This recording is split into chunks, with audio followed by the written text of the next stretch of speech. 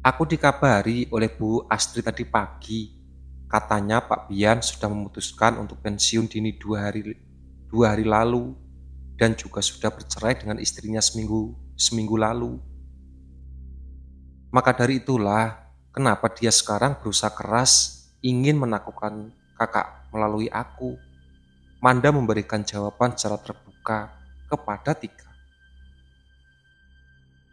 Dan kamu tidak segera memberitahu hal itu padaku. Kenapa? Kamu takut aku berpikir bahwa aku akan mempertimbangkan untuk menerima kehadiran Pak Bian? Tebak Tika. Manda menghela nafasnya selama beberapa saat. Terlalu jauh tebakanmu itu, Kak. Aku tidak berpikir sampai ke sana, ujar Manda. Lalu, ke arah mana kamu berpikir tentang Pak Bian dan aku? Sehingga kamu tidak memberitahu aku tentang apa yang kamu dengar dari Bu Astri, desak Tika. Aku tidak mau kamu disudutkan oleh mantan istrinya Pak Bian, jawab Manda tegas. Tika pun terdiam. Begitu pula semua orang yang tengah mendengarkan pembicaraan kedua wanita itu. Pak Bian menceraikan istrinya dengan alasan sudah merasa bosan dan telah menemukan tambatan hati yang lain. Hal itu yang sengaja ia cantumkan di dalam berkas perkara perceraiannya, agar hakim segera mengabulkan permohonan cerai itu tanpa perlu ada mediasi. Pak Bian bahkan tidak mau bertemu dengan mantan istrinya selama sidang perceraian mereka secara berlangsung. Hanya pengacaranya yang hadir dalam persidangan itu, dan kamu harus tahu bahwa saat ini Kak Fani Kusmawardani sedang mencari tahu mengenai siapa tambatan hati mantan suaminya yang telah membuat rumah tangganya hancur berantakan. Maka kamu tidak akan pernah disalahkan oleh Kak Fani, dan Kak Fani akan berpikir bahwa suaminya memang tidak setia karena menginginkan kamu, padahal kamu tidak menginginkan dia. Aku harap kamu paham sekarang dan berhenti berpikiran negatif setiap aku memberikanmu saran untuk menjauhi sesuatu. Manda, atur perkataanmu kepada Tika, tegur Tio. Persetan dengan sopan santun saat ini, Kak Tio. Biarkan saja kalau Manda tidak menyebutku kakak dan hanya menyebut namaku seperti dia menyebut Lili dan Reza. Ini tidak ada urusannya dengan sopan santun. Biarkan aku berbicara dan berdebat dengan Manda seperti yang kami inginkan. Balas Tika terhadap Tio dengan cukup keras. Tio pun tak lagi ingin berbicara meski hanya sedikit. Tika maupun Manda jelas sama-sama memiliki emosional yang sulit ditaklukkan. Jika tidak ditangani oleh orang yang tepat, namun kali ini orang yang bisa menaklukkan emosional mereka juga tengah tidak ingin melerai. Yana sejak tadi hanya diam bersama Reza dan tidak ikut campur dengan pembicaraan siapapun.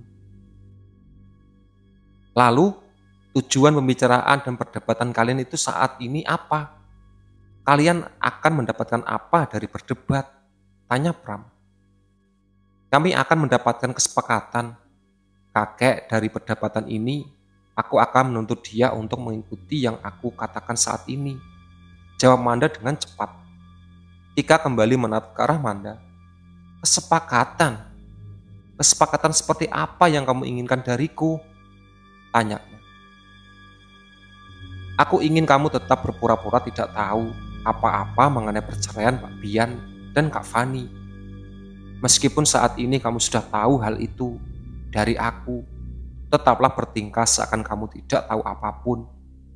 Aku tidak mau nama baikmu tercemar, dan aku juga tidak mau kamu disudutkan oleh pihak manapun, serta dituduh sebagai perempuan perusak rumah tangga orang lain. Tegas Manda untuk kesekian kalinya. Tika memperhatikan bagaimana frustasinya ia pada saat itu. Manda, kamu tidak sadar. Kamu saat ini sedang terancam akibat ulahnya Biantoro. Kamu paham tidak? Kalau saat ini dia bisa melakukan apa saja, termasuk membunuh kamu. Lalu kamu mau tunduk di kakinya Biantoro sekarang hanya karena kamu takut aku mati? Begitu maksudmu? Manda melempar balik pertanyaan pada Tika. Tika jelas sedang berada posisi yang serba salah. Hal itu membuat sulit untuk memberikan jawaban atas pertanyaan Manda. Kamu harus ingat baik-baik satu hal.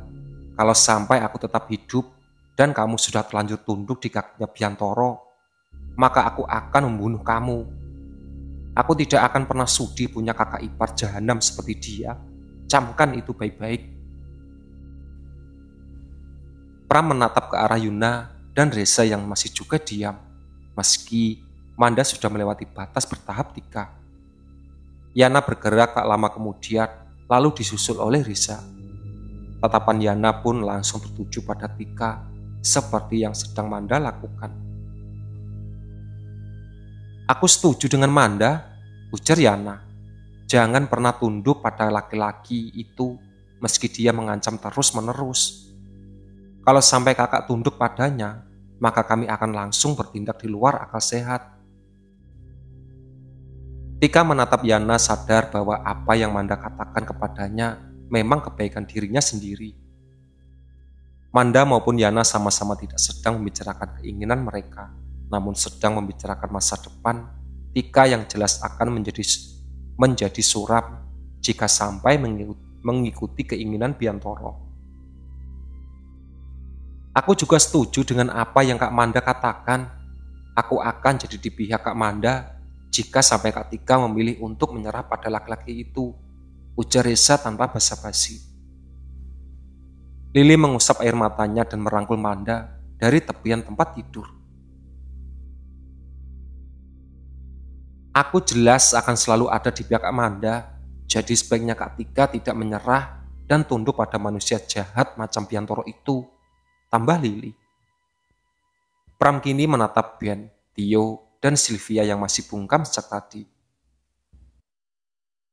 Silakan, kalau di antara kalian bertiga ada yang mau menambahkan. Tapi meskipun salah satu dari kalian yang memihak Tika, Tika tetap saja tidak akan menang karena kakek dan ada di pihak Manda. Lagi pula, siapa yang mau memiliki cucu menantu yang tidak punya adab serta kemanusiaan seperti Biantoro? Hari ini dia berani mengancam Tika melalui Manda. Kalau dituruti, besok-besok dia akan mengancam Tika melalui siapa lagi yang dikira-kira. Kakek jelas tidak akan membiarkan hal itu terjadi. Tidak boleh meninggalkan rumah keluarga Harmoko dan menikah dengan siapapun yang dia inginkan. Tapi tidak dengan manusia macam Biantoro. Tegas Pram, tak main-main. Aku juga tidak mau, kek. Siapa yang mau menikah dengan orang yang bahkan sama sekali tidak pernah aku harapkan. Tapi masalahnya saat ini, Manda, jangan jadikan aku sebagai alasan bagi kamu untuk menyerang. Potong Manda dengan keras. Kak Yana, Reza, dan bahkan kakek tidak menyerah untuk melindungi aku. Apalagi kamu tidak mempercayai hal itu, sehingga menjadi selemah ini. Kemana Mas Prastio Harmoko yang aku kenal selama ini, Prastika Harmoko yang aku kenal adalah sosok yang paling kuat hatinya di dalam keluarga kita. Seperti kamu yang memiliki hati paling lemah. Sekali lagi, Tika ditampar dengan sangat keras melalui kata-kata yang Manda tajam, seperti biasanya. Hal itu membuat dia diam dan berhenti merasa takut dalam sekejap.